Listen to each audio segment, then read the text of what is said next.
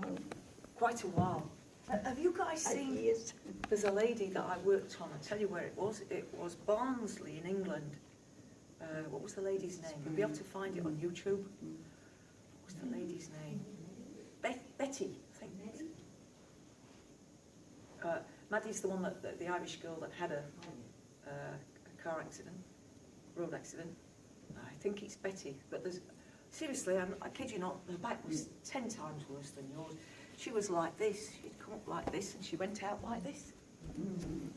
So let's see what we can do. Right, so what's your first name? April. April. Cool.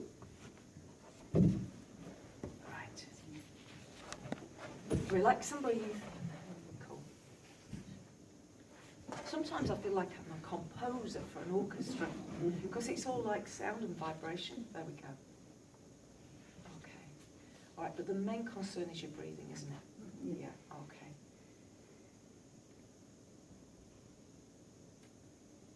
Now, while I'm working on April, I'm going to give you guys an experience, okay? So I'm going to get you all to close your eyes.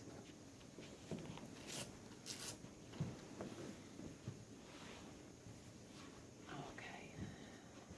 And just take a couple of deep breaths, just to bring yourself to center. What I mean by bringing yourself to center is just bring your awareness like into the center of your physical body, into your spine.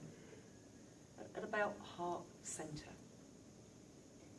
So a couple of deep breaths just to bring yourself, your awareness to center. I'm just going to get you to think about a few things. Okay. So firstly, I'd like you please, with your eyes closed, to become aware of the space in the room, just aware that it's there. Now, to the surface of our skin, the room will feel like it's a certain temperature. So that's using our sensation of touch. We can feel how the temperature of the room is. Not using that faculty, using your awareness, I want you to sense how the energy in the room feels. It should feel light, clear. It's not particularly buzzy. It just feels nice and light and clear, doesn't it? Yes. Yeah. Which is unusual for a place where alcohol is drunk. Usually, so already the work's been done. Before we even start the show, the work's done. Okay, now, I want you to bring your awareness within you and notice how you feel. You've been closing your eyes your whole life. But isn't it weird that you don't feel like a pair of lungs, a spine, a skeleton, a beating heart, a digestive system? When you close your eyes,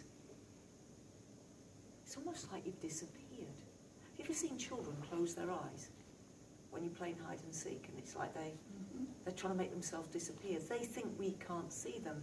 They closed their eyes and made us disappear, but of course we can still see them. You see, in my experience, when I close my eyes and I bring my awareness inwards, I don't really feel like anything at all. If I don't move a finger or a toe, I reckon I feel on the inside like the space in the room does. There's not a lot of difference. You can feel the space in the room, you can feel the space within you. Now, there is a difference between the space out there and the space in here, and it's this. The space out there contains things, chairs, tables, furniture, music CDs, and the space within you contains thoughts, feelings, and physical sensations. Now, this is the thing. In that space out there in the room, we could remove all the people, all the furniture, but we'd still be left with the space. We could demolish the building and the space would still be there. It's the same within you. So, you could change your thoughts. You could think, oh, that thought's no good, I'm going to let it go and discard it. You could change your feelings. But the one constant within you is that feeling of spaciousness. And I'm going to put forward an argument to say, who you truly are is closer to that feeling of space than it is to any thoughts or ideas. you may have. Why? Because your thoughts and your feelings change. Yeah? None of us can feel joyful forever. None of us can feel grief forever or despair forever. Feelings change. We feel them, they process, they change in intensity and colour and vibration. We're fluid. Yeah.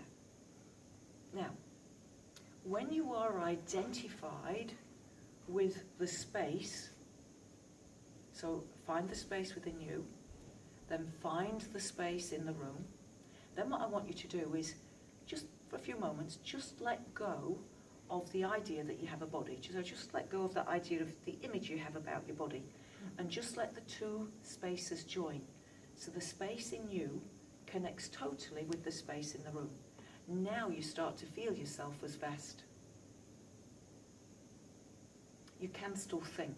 Your brain can still make sense of the sounds coming out of the hole in the front of my face. What's tended to happen as you've gone through life is you've had a thought, had another thought, and become attached to certain thoughts. Thoughts about how life is, thoughts about how you are, what's possible for you. But what if the thoughts you've had so far aren't the truth? What if something altogether more exciting is possible for you? What if you really, really could do anything here, literally anything? And all that's been stopping you is your thoughts. Now, at this stage, I'm going to get everybody to put their hands up. To open their eyes, and I'm going to ask certain people to put their hands up. Please put your hand up if you tell your children or your grandchildren that they can do anything, they can be anything. Right, now, keep your hand up if you believe you can do anything and be anything. So are you lying to your kids? Sorry. All right, you can put your hands down. Now, as we get older, I mean, there's certain things now I'm not going to do. I'm not going to be a champion bodybuilder because I've left that too late, yeah? But there's still millions of things I can do. But isn't it funny that we would tell our kids one thing but then not believe it for ourselves? Either it is true or it's not, yeah? It's your beliefs that shape your experience of reality. If I didn't believe this was possible, I wouldn't even attempt it, would I? Yeah? Henry Ford, the maker of the first motor car, first commercial motor car, said, if you think you can, you're probably right. If you think you can't, you're probably right. It's all about our beliefs. If you think you can be a millionaire this lifetime, you can. If you think you can be a fabulous singer this lifetime, you can. You might need a few lessons. That's why people, if you want to be able to sing but you can't, well, that's why people have lessons, so they can sing better. Right, how are you feeling, April? How's your breathing feeling? Better. Better. Right, just have a bit of a walk around, notice how you feel.